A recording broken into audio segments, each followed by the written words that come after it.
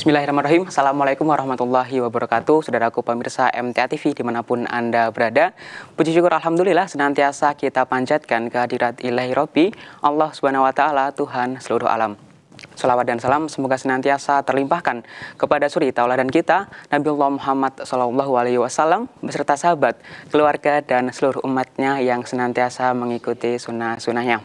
Pemirsa MTA TV dimanapun Anda berada, Alhamdulillah senang rasanya ya saya Lukman bisa hadir kembali membersamai Anda dalam program Anugerah di Jumat sore hari ini. Dan tentu setiap Jumat ya, Anugerah selalu menghadirkan sosok-sosok dengan kisah-kisah inspiratif. Dan di sore hari ini ya, ada sebuah keluarga begitu yang sudah hadir di studio MTA TV yang punya kisah perjuangan yang luar biasa gitu ya. Sang anak memiliki keterbatasan pendengaran, akan tetapi sekali lagi ketika Allah membatasi suatu hambanya, maka pasti Allah mengunggulkan yang lain. Dan alhamdulillahnya di dalam waktu 1 tahun 3 bulan, sang anak berhasil menyelesaikan hafalan 30 juz Al-Quran. Dan kita sapa beliau adalah Mbak Hasna Nur Laila, Pak Hendrik Krisyadi, SPD, selaku ayahanda, dan juga Bu Royani Zana. Kita sapa beliau terlebih dahulu. Assalamualaikum warahmatullahi wabarakatuh, Bapak, Ibu, dan Mbak Hasna. Waalaikumsalam warahmatullahi wabarakatuh. Kabar Ibu saat hari ini ya Pak ya? Alhamdulillah baik. Dan sebelum kita lanjut ya, pemirsa MTA TV dimanapun Anda berada, tentu kami undang Anda untuk bergabung bersama kami di line telepon 0271 679 3000 ataupun di SMS dan juga WhatsApp di 0811 255 3000. Baik, Pak Hendrik Krisyadi ya selaku SPD selaku ayah, Bu Royani Zana selaku ibu, dan juga Mbak Hasna Nur Laila. Saya ke Mbak Hasna dulu. Kabar hari ini sehat Mbak Hasna? Alhamdulillah baik. Ini kelas berapa Mbak Hasna? Sekarang kelas 3 SMA. Kelas 3 SMA, baik. Tidak IMTA. Oh IMTA. Di mana Mbak? Di mana sekolahnya? Sekolahnya Pondok Pesantren Tahfidzul Quran Qoryatul Quran Weruh. Qoryatul Quran Weruh Sukoharjo, baik. Kemudian Pak Hendrik nih, aktivitas keseharian apa ini Bapak? Alhamdulillah saya sebagai kepala madrasah di MI Baitur Rahmah di Masjid Agung Baitur Rahmah. Oh baik, kepala madrasah Baitur Rahmah Sukoharjo begitu. Sukoharjo. Okay. Kalau untuk Ibu Royani selaku ibunda? Saya sebagai karyawan MI Baitur Rahmah Sukoharjo. Baik, alhamdulillah. Jadi satu tempat ya, Pak ya, alhamdulillah. Baik, saya ke Pak Hendrik dulu ya Pak ya. Baik. Dengan mengetahui keterbatasannya, dulu bagaimana awal mula Pak Hendrik dan juga Ibu Royani mengetahui ternyata Mbak Hasna ini, mohon maaf, terdapat gangguan di pendengaran seperti itu? Baik.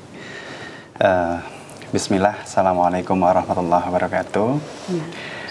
Pada awalnya kami sebagai orang tua itu ketika anak saya Mbak Hasna Nur Laila ini lahir, kita menganggapnya normal. Normal dalam arti ya normal fisik dan sebagainya.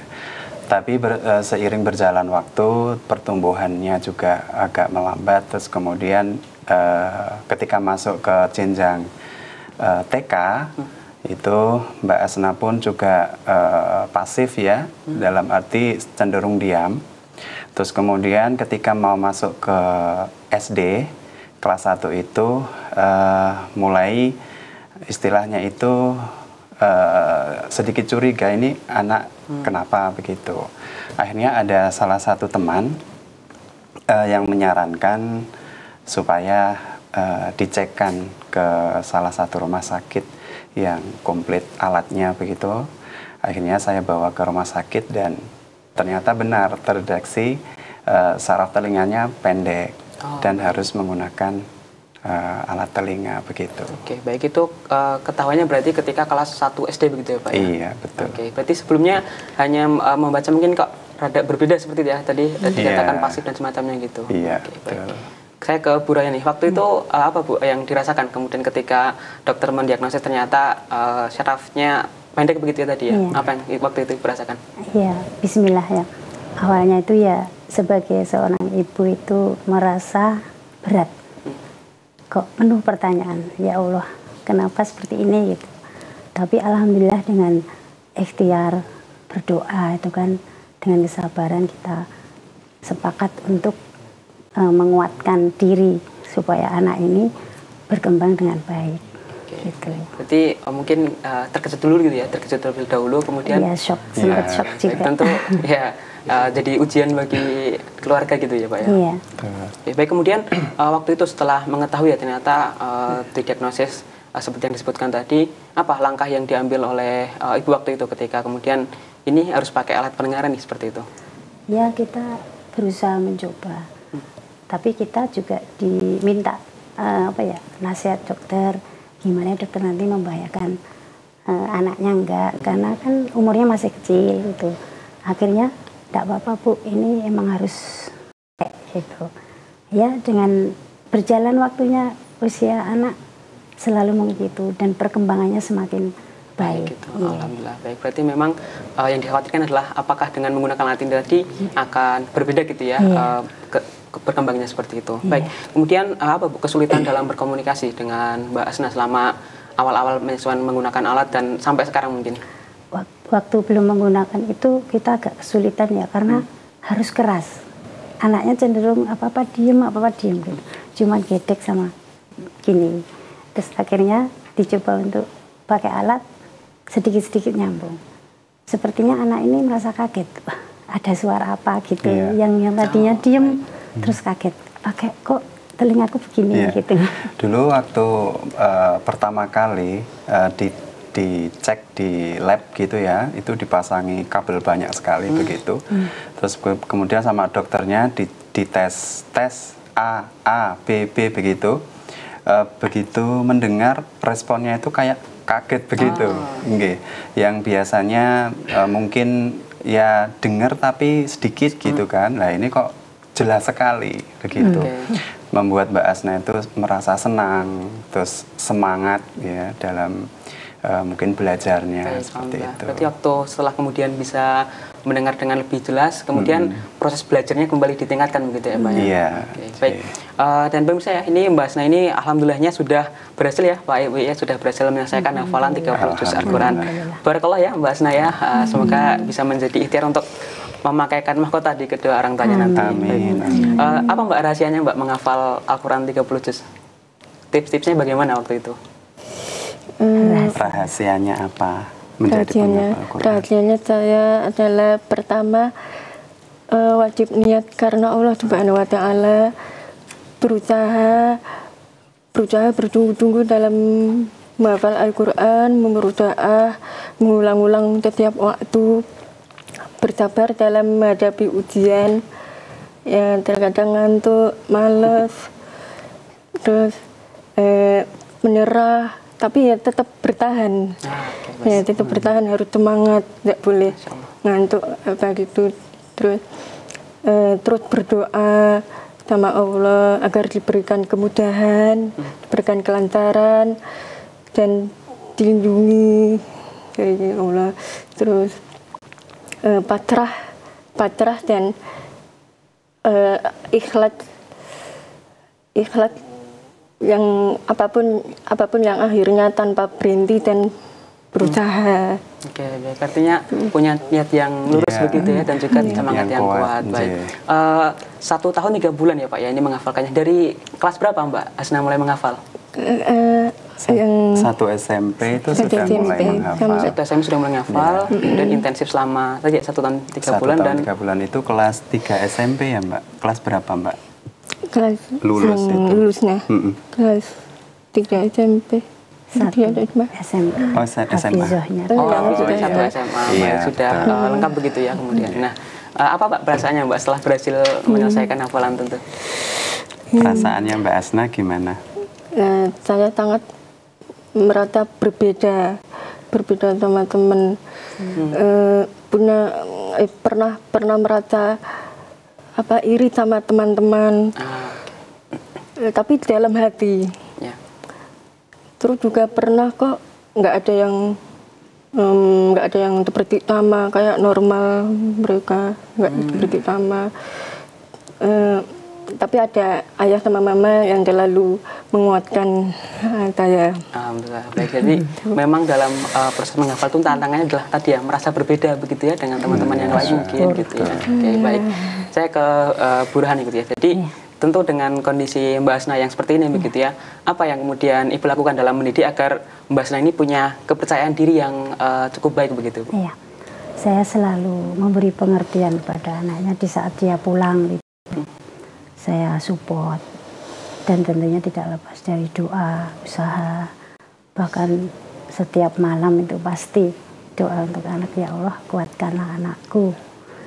Terus aku yakin anakku pasti bisa dan ini yang terbaik untuk anakku begitu. Oke, baik. Berarti mendoakan Ibu ya, tentu terus, sudah selayaknya seorang tua begitu. Iya, terus. Kemudian apa yang disampaikan ke Mbak Asna Bu dalam agar Mbak Asna ini senantiasa semangat begitu ya? Karena tadi kan Mbak Asna menyampaikan ngerasa berbeda gitu ya, di beberapa hal ngerasa berbeda. Kemudian apa yang waktu itu Bu Rani sampaikan biar tetap semangat dan juga istiqomah begitu? Saya pernah bilang ke anaknya, Mbak, hidup itu tidak mudah. Semua pasti mengalami ujian. Anggap ini suatu ujiannya Mbak Asna. Tidak enak-enak gitu. Terus ya saya kuatkan terus hatinya. Saya beri pengertian meskipun pemahamannya Mbak Asna itu tidak seperti pemahaman anak-anak yang lain. Ya, baik, dalam artian seperti apa itu Bu? Kadang anaknya kan mengalami kayak keterlambatan bicara, susah menerima sesuatu yang misal teman-temannya cepat nangkep, dia mesti diulang-ulang gitu supaya sampai dia paham. Berarti memang tentu ada kesabaran lebih begitu dalam mendidik Mbak Asna gitu. Dan ini kan Mbak Asna di pondok ya Mbak ya, dari SMP begitu. Apa kalau alasan Pak Endik dan Ibu tentu memondokkan sang putri begitu, tentu tenang berat hati begitu ya, tentu meninggalkan dan semacamnya gitu, apa yang membuat Pak Endik yakin?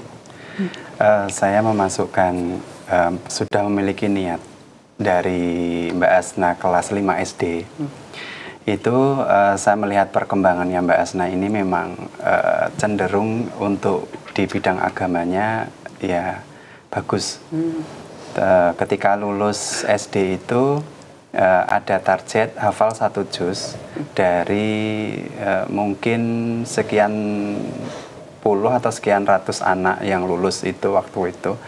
Mbak Asna ini tergolong dapat ya? Dapat lulus 1 juz. Terus kemudian saya memiliki niat ya, anak saya ini meskipun memiliki kekurangan di pendengaran, tetapi saya yakin Allah pasti memberikan kelebihan kepada anak saya. Akhirnya saya memberikan pengertian tentang Mbak Asna masuk pondok nanti seperti apa, terus teman-temannya nanti seperti apa di sana, lingkungannya dengan para ustadz-ustazah, terus kemudian setiap hari membaca Al-Quran, menghafal Al-Quran begitu. Pada awalnya anaknya pun juga bertanya-tanya di pondok itu nanti saya sendiri ya, saya ditinggal ya, seperti itu. Iya Mbak Asna, nanti di sana Mbak Asna akan mandiri, dilatih kemandirian dan sebagainya. Ya alhamdulillah memang untuk Mbak Asna ini dulu waktu SD kelas 1 sampai kelas 6 itu belum mandiri. Apa-apa masih ibunya, apa-apa masih ibunya begitu. Nah, dengan saya niatkan untuk mondok gitu ya, masukkan ke pondok pesantren, dan kita sebagai orang tua juga berharap ya, berdoa juga semoga anak saya Mbak Asna diberikan istilahnya ya mukjizat ya, istilahnya pendengarannya betul, kemampuan yang lebih. Dan alhamdulillah doa-doa ibunya ya, istri sama saya dikabulkan oleh Allah Subhanahu wa taala. Jadi anak saya ini ketika sudah menyelesaikan hafalannya 30 juz, banyak sekali teman-temannya yang belum selesai. Padahal itu anak saya kan memiliki kekurangan sedangkan teman-teman yang lain kan normal begitu. Justru dengan mohon maaf kekurangan yang dimiliki oleh Mbak Asna ternyata menjadi unggul gitu ya daripada teman-teman yang lain. Apa sih Mbak tantangan dalam menghafalkan Al-Quran ya, dengan tentu mohon maaf dengan Mbak Asna yang memiliki keterbatasan itu, apa Mbak tantangan atau kesulitan yang dialami begitu? Kesulitannya apa menghafal Al-Quran, tantangan?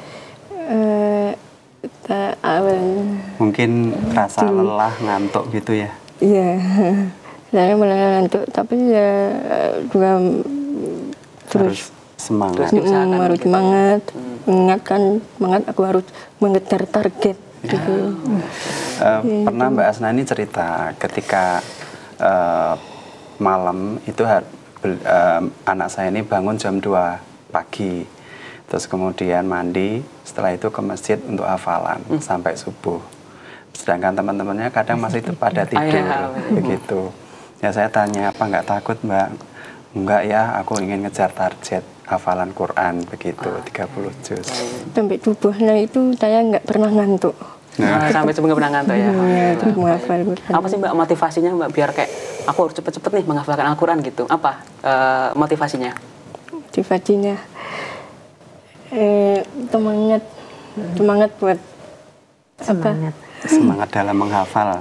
semangat dalam menghafal. Murojaah terutama ya Mbak. Murojaah, terus jangan sampai Malas. jangan sampai tinggal. Jangan sampai kosong sehari tidak membaca begitu ya? Menghafalkan gitu. Iya. Oke, baik, Masya Allah. Nah, tentu tadi kan ketika SD ya Pak, SD, Mbak Mbasna masih bergantung kepada ibundanya begitu. Kemudian dimasukkan ke pondok. Saya rasa itu menjadi satu keputusan yang berat begitu ya. Iya, betul. Apa waktu itu yang Bu Rayani rasakan ketika awal-awal Mbak Asna di pondok? Tentu perlu dikuatkan dan diyakinkan kan seperti itu. Ya, awalnya tuh sangat berat juga. Cuman mikir, bisa nggak anak ini saya lepas. Yang biasanya apa-apa mama, mandi aja sampai disiapin semuanya, peralatannya gitu. Sampai saya tuh nulis, inget saya tuh nulis, Mbak nanti pakai baju ini, pakai baju ini. Saking anaknya itu terbiasa apa-apa mama. Mau makan bilang, mau pipis pun bilang. Terus saya tuh, ya Allah semoga Allah mudahkan anak saya gitu. Seiring waktu alhamdulillah, ya sempat nangis terus anaknya ditelepon. Saya harus bolak-balik pondok, sakit itu ditelepon gitu. Tapi alhamdulillah semua berjalan lancar. Meskipun ujian-ujian sangat banyak sekali yang kita alami. Tentu sekali lagi dengan kesabaran ya Bu ya, tentu dengan proses Tidak penerimaan mudah. yang tidak mudah dan panjang begitu. Tapi alhamdulillahnya ternyata Allah mampukan begitu. Nah, saya ke Pak Andik lagi ya Pak ya. Tentu untuk memilih anak, memilih sekolah ya Pak, memilih sekolah untuk Mbak Asna banyak sekali pertimbangannya waktu itu. Apa Pak pertimbangannya waktu itu? Tentu dengan kondisi yang seperti ini. Baik, pertimbangan saya memang anak saya, terutama untuk tujuan saya kan di pondok pesantren. Dulu anak saya ini sudah saya putar-putarkan ke pondok-pondok begitu. Pondok ini gimana Mbak Asna, pondok ini gimana Mbak Asna. Akhirnya alhamdulillah hatinya berlabuh di pondok pesantren Qoryatul Quran Warutawangsari.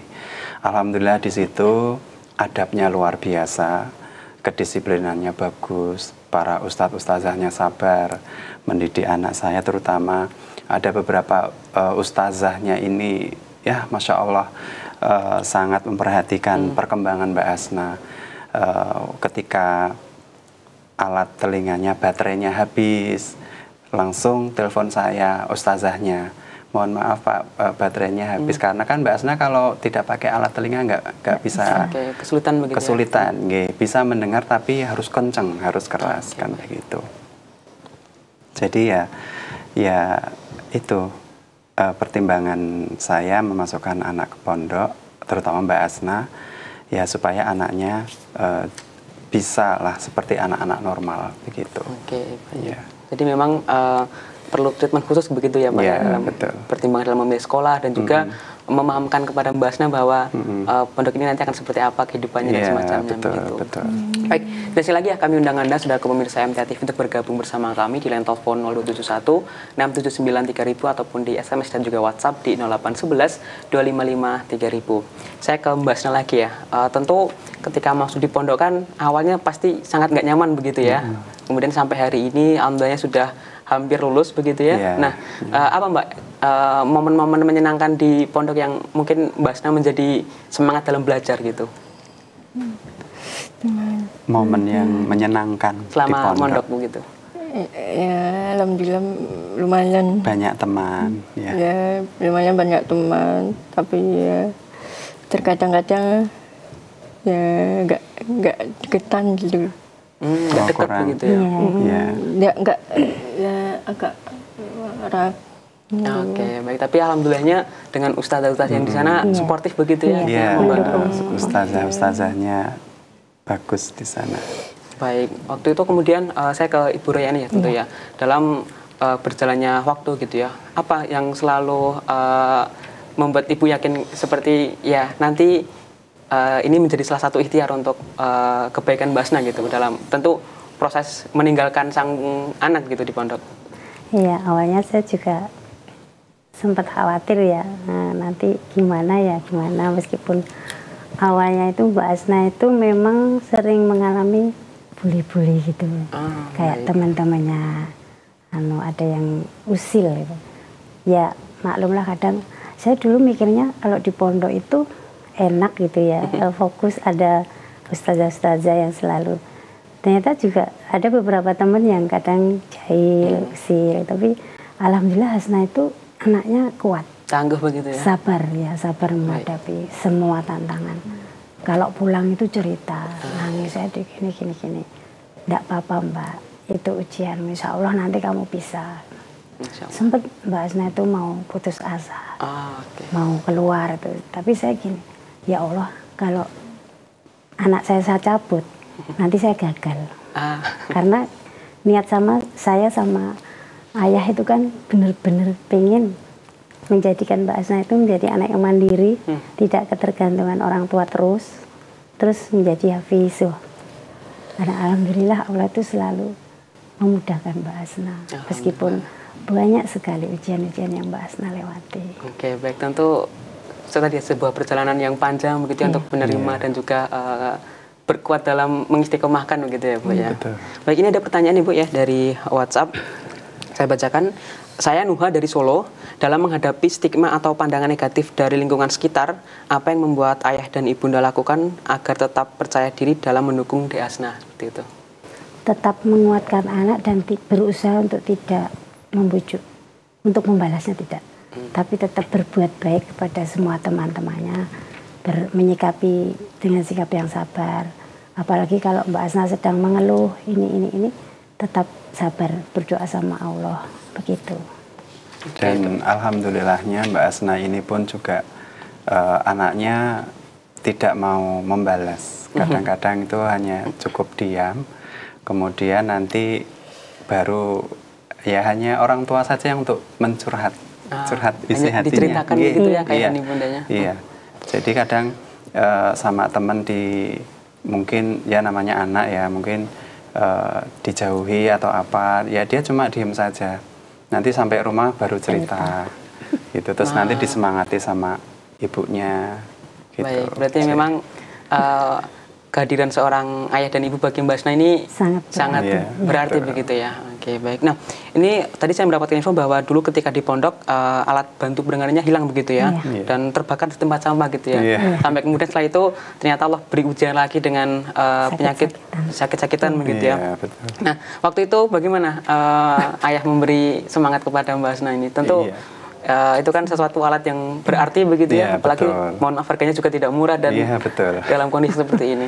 Iya, kebetulan untuk alat yang hilang itu baru awal masuk pondok, Mas itu ya, baru 1 minggu atau 2 minggu, 1 minggu. Masih awal begini. Ya mungkin anaknya baru penyesuaian lingkungan, masih bingung, masih kurang fokus begitu.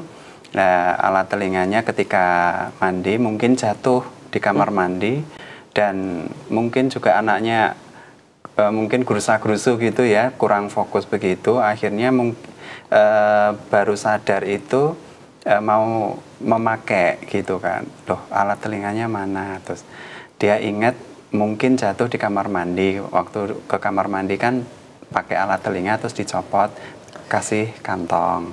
Lah mungkin waktu ambil bajunya, alat telinganya jatuh ke bawah, dia nggak tahu. Terus mungkin bisa jadi diambil temennya, mungkin ini apa begitu kan, kayak benda asing atau apa, belum pernah. Kemungkinan udah ditaruh di tempat sampah begitu. Karena Mbak Asna ketika mencari di kamar mandi hanya menemukan baterainya saja, begitu. Untuk alat telinga sudah nggak ada. Lah sedangkan mungkin di tempat sampah udah dibersihkan. Nah, akhirnya sampahnya udah dibakar kok gitu. Ya sudah. Jadi memang ya tentu saya yakin itu membuat ragu begitu ya Pak, ragu ini nanti akan bertahan lama enggak di pondok seperti itu. Apa yang waktu itu yang membuat ini mau nggak mau harus tetap dilanjutkan seperti itu? Iya.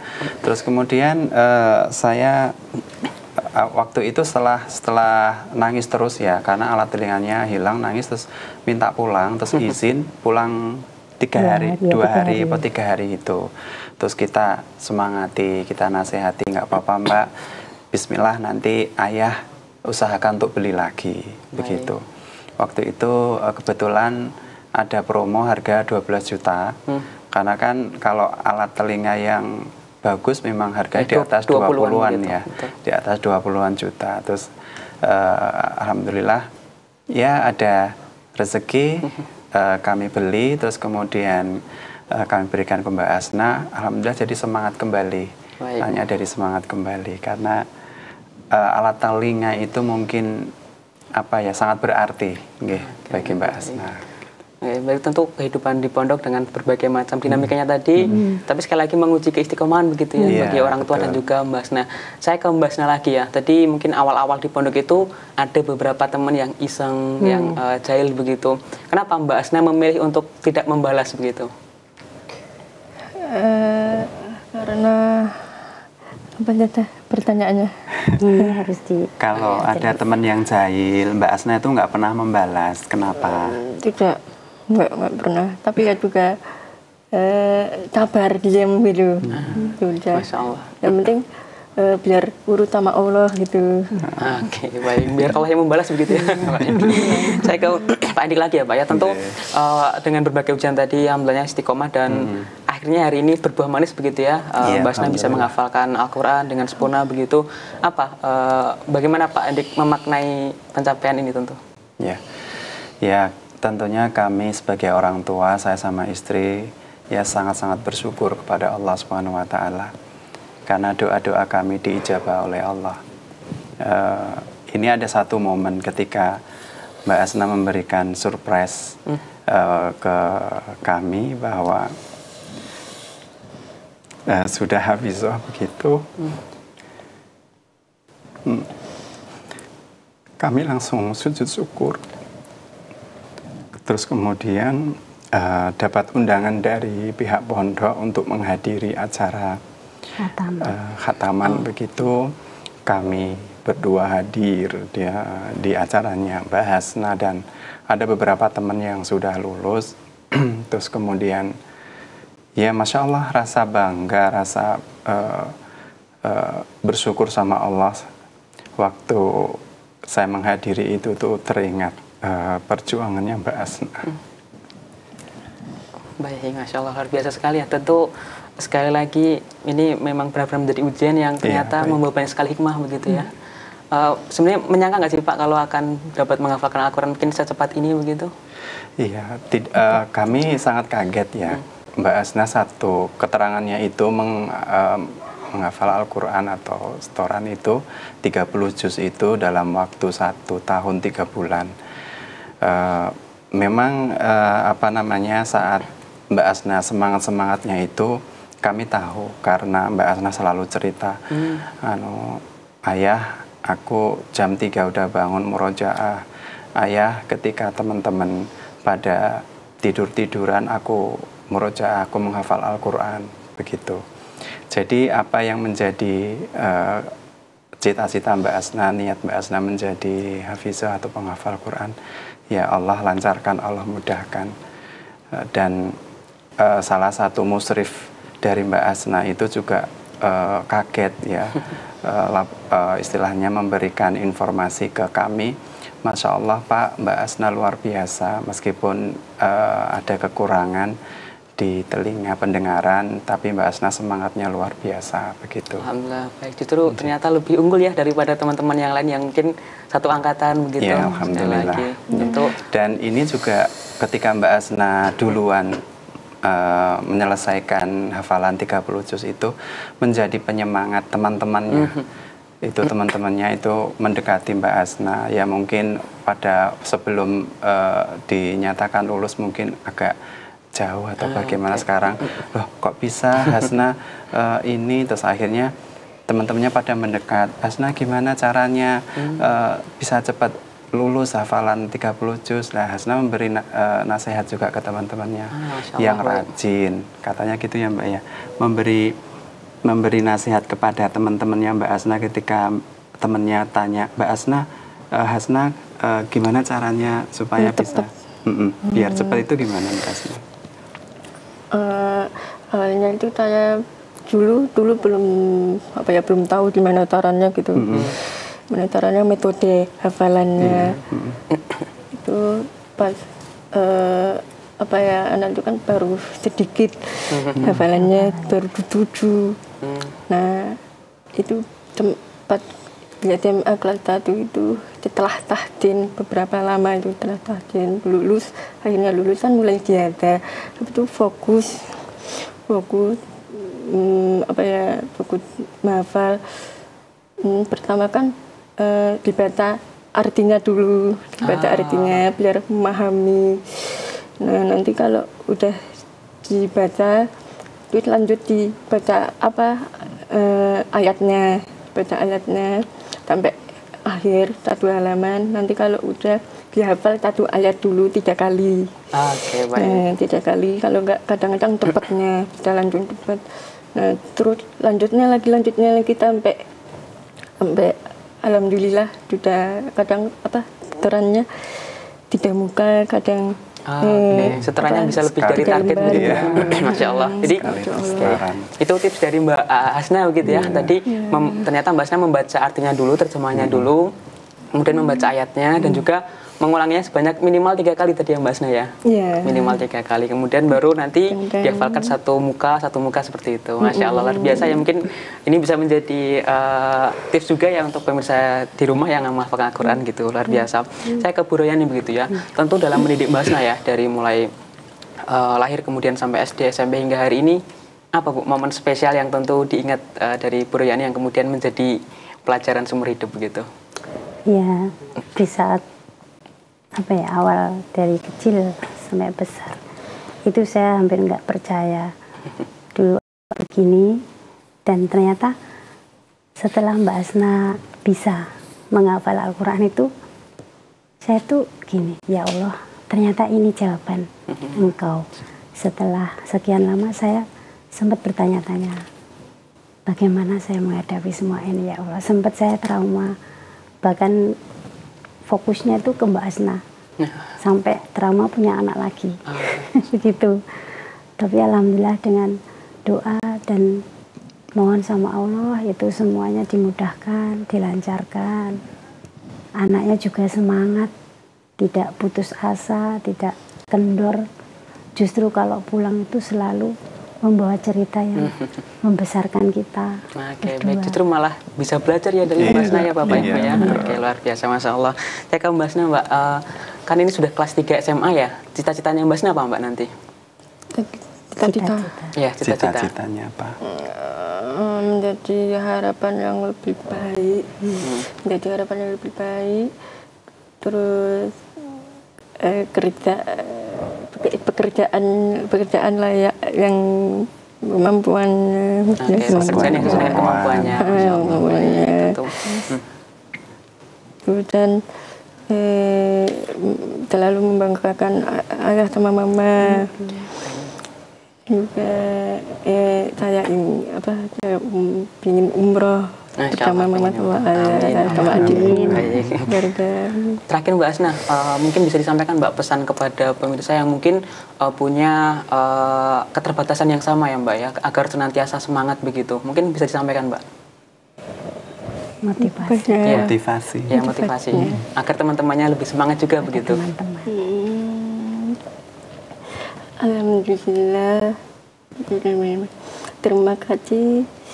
Saya ucapkan jazakumullahu khairan katsiran kepada Ustadz Imam selaku Kepala Komplek 7 Jetis Qariyatul Quran Weru, dan juga utama Ustadzah Salamah telah membimbing, memotivasi dan juga menyemangatiku sama pondok Quraitul Quran, dan juga perjuangan teman-teman angkatan 10 Rebel Generation. Semangat, semangat bagi yang belum ada, beberapa orang disemangatin, jangan pantang menyerah, jangan ngantuk, banyak semangatin perjuangan. Baik, luar biasa ya. Jadi memberikan semangat juga dan justru menjadi teladan ya bagi teman-teman sekarang gitu. Baik, terima kasih ya. Terakhir ke Pak Endi begitu ya. Mungkin pesan Pak kepada pemirsa ya, mungkin yang di luar sana dengan memiliki apa ya, hal yang serupa begitu ya kepada orang tua sana. Silakan Pak. Ya.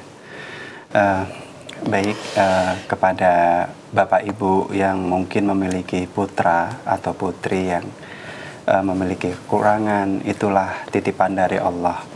Jadi kita pun juga harus berusaha sebagai orang tua untuk mendidik yang terbaik, ya, mendidik yang terbaik. Jangan merasa jangan merasa lemah atau jangan merasa kok saya diberi keturunan seperti ini begitu, ya, jangan merasa minder. Intinya Bapak Ibu harus semangat, ya, semangat mendidik anak-anak Bapak Ibu semuanya, dan selalu berikhtiar, selalu berdoa kepada Allah, mendoakan putra-putrinya. Ya, alhamdulillah dari keluarga kami, keluarga kecil, dan anak saya yang pertama, Mbak Asna Nurlaila, dengan kegigihan kami, dengan kesabaran kami mendidik anak saya, sehingga sampai saat ini Mbak Asna berhasil di pondok pesantren meluluskan hafalan 30 juz. Baik, Masya Allah, luar biasa ya. Ini pemirsa tentu bisa menjadi sumber inspirasi bagi kita semua ya ternyata. Dan terima kasih ya Pak Endik, Bu Royani, dan juga Mbak Asna. Semoga bisa menjadi inspirasi untuk keluarga-keluarga lain di luar sana begitu. Dan kita doakan semoga Mbak Asna bisa dimudahkan untuk mencapai cita-citanya dan juga menjadi wasilah untuk kedua orang tuanya berkumpul di surganya Allah. Amin, amin, ya Allah. Baik, terima kasih sekali lagi, dan saudaraku pemirsa MTA TV dimanapun Anda berada. Demikian tadi kebersamaan kita dalam program Anugerah di sore hari ini. Akhirnya saya Lukman, mewakili segenap kerabat kerja yang bertugas, mohon maaf dan pamit undur diri. Terima kasih dan Assalamualaikum warahmatullahi wabarakatuh.